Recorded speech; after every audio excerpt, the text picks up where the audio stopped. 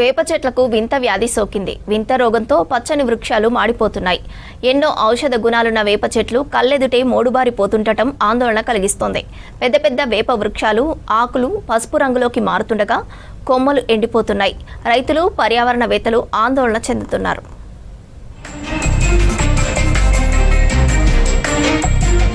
ఔషధ గుణాలు కలిగి ఏపుగా పచ్చగా పెరిగిన వేప చెట్లు చూస్తుండగానే కళ్ళెదుటే మోడుబారుతున్నాయి. ఉమ్మడి వరంగల్ జిల్లాలోని జనగామ, హనుమకొండ, ములుగు, జయశంకర్ భూపాలపల్లి, మహబూబాబాద్, వరంగల్లో ఏ మూలకు వెళ్లి చూసినా వేప చెట్ల ఆకులు రంగు మారి కనిపిస్తున్నాయి. ఆ చెట్లను చూసిన ప్రజలు, రైతులు, పర్యావరణవేత్తలు ఆందోళన చెందుతున్నారు.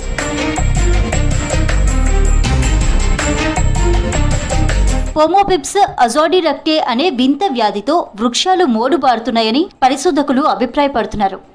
ఔషధ గుణాలు కలిగిన వేప చెట్లు డైబ్యాక్ ట్రీ మస్టీ కో వైరస్ బారిన పడి ఆ వైరస్ మరొక చెట్టుకు సోకటం వల్ల చెట్ల కొమ్మలు పసుపు, గోధుమ రంగులోకి మారి ఎండిపోతున్నాయని అంటున్నారు. ఈ ప్యాథోజెన్స్ యొక్క ప్రభావం వల్ల కొంత ఎండిపోవడం జరుగుతుంది. అయినా అక్కడ ఉన్నటువంటి నేల యొక్క సారవంతతను బట్టి, అక్కడ వాటిలో ఉన్నటువంటి మైక్రో ఆర్గానిజమ్స్ని బట్టి అవి మళ్ళీ రీజనరేట్ కావడం జరుగుతుంది. శిలీంధ్రము ఆ యొక్క నీరు పోకుండా అడ్డుకోవడం మూలంగా ఈ రకమైనటువంటి తెగులు మనకు ఈ వేప చెట్లలో కనబడుతుంది.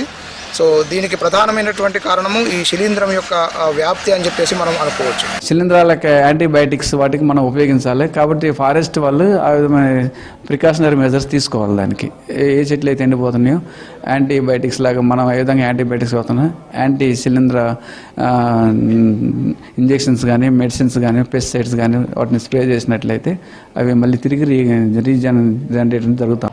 వేప చెట్ల ఆకులను పిండి రసాన్ని పంటలపై చల్లి తెగుళ్ల నివారణకు రైతులు ఉపయోగిస్తారు. మరికొందరు వేపకాయలతో చర్మ రోగాలను తగ్గించడానికి వినియోగిస్తారని పరిశోధకులు చెబుతున్నారు. అలాంటి ఔషధ గుణాలు కలిగిన వేప చెట్లు తెగుళ్లు సోకి ఎండిపోతున్నాయి.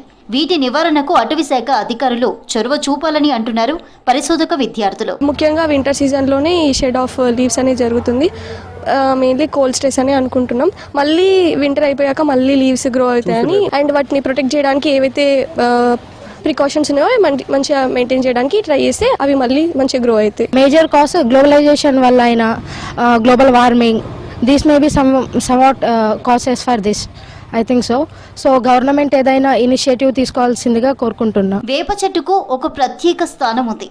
వాటికి పట్టిన తెగుళ్ల నివారణకు చర్యలు చేపట్టాలి. ఆ చెట్లు అంతరించిపోకుండా చూడాలని కోరుతున్నారు జనం.